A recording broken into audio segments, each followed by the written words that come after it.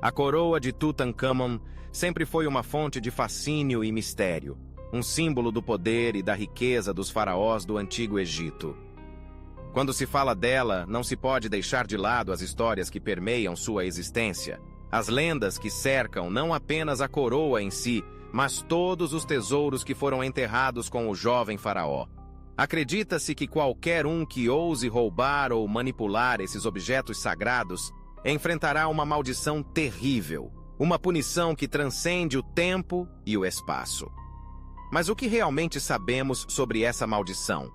E por que ela ainda ressoa com tanta força na imaginação popular? A história começa com a descoberta da tumba de Tutankhamon em 1922, por Howard Carter, um arqueólogo britânico que dedicou anos de sua vida a procurar o local de descanso do faraó. Quando finalmente encontrou a tumba, ficou maravilhado com a riqueza dos artefatos que ali estavam. A coroa, feita de ouro puro e adornada com pedras preciosas, era um dos itens mais impressionantes. Mas ao mesmo tempo em que a descoberta trouxe alegria e emoção à comunidade arqueológica, também plantou as sementes do medo e da superstição. Logo após a abertura da tumba, uma série de eventos estranhos e trágicos começou a ocorrer. Lord Carnarvon, o patrocinador da expedição de Carter, foi o primeiro a sofrer as consequências. Poucas semanas após a descoberta, ele contraiu uma infecção após um acidente com um inseto e morreu em circunstâncias misteriosas. A notícia de sua morte se espalhou rapidamente, e logo a ideia de que uma maldição estava em ação começou a ganhar força. Muitos acreditavam que o espírito de Tutankhamon havia sido perturbado e que ele estava se vingando daqueles que haviam invadido seu descanso eterno. A história da maldição de Tutankhamon se espalhou como fogo em palha seca. Jornais sensacionalistas da época publicaram manchetes chamativas, aumentando o pânico e a curiosidade do público. A cada nova morte ou acidente envolvendo alguém ligado à expedição, a lenda se tornava mais forte.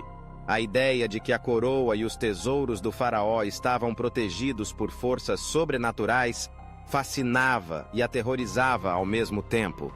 A maldição parecia ter uma vida própria, alimentando-se do medo e da superstição. Mas o que exatamente era essa maldição? Algumas teorias sugerem que a maldição foi uma forma de proteger os tesouros de Tutankhamon de ladrões e saqueadores. No Antigo Egito, a crença na vida após a morte era central para a cultura, e os faraós eram enterrados com objetos que acreditavam ser necessários para sua jornada no além.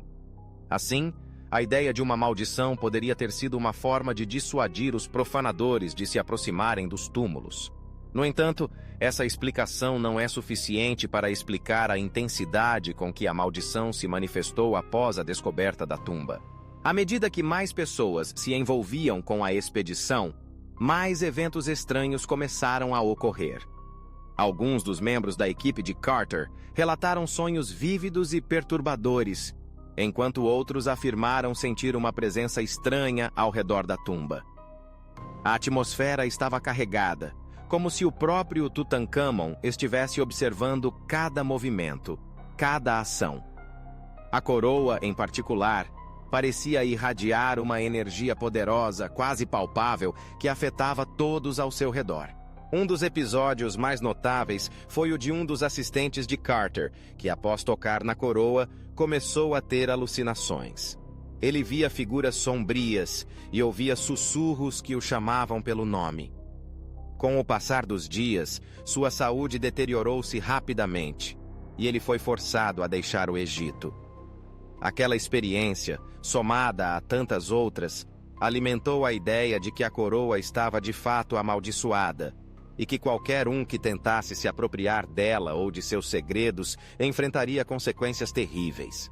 Mas a história da maldição não se limitou apenas àqueles que estiveram diretamente envolvidos na expedição.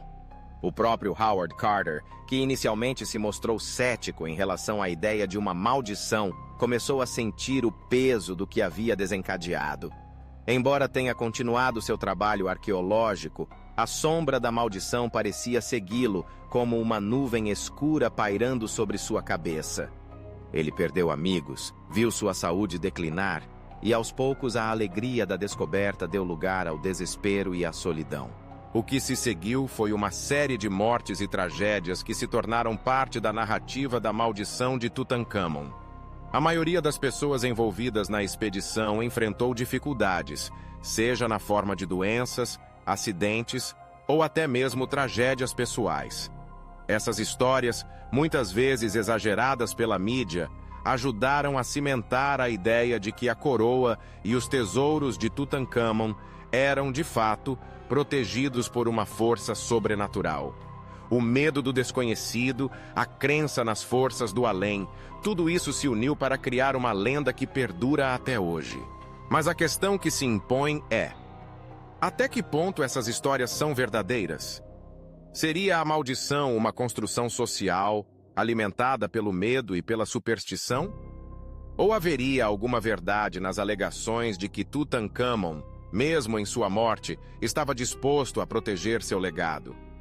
A resposta pode nunca ser completamente conhecida, mas a narrativa da maldição continua a fascinar e a intrigar, levando muitos a questionar o que realmente acontece quando se profana o descanso de um faraó. A coroa de Tutancâmon, com sua beleza e complexidade, não é apenas um artefato histórico.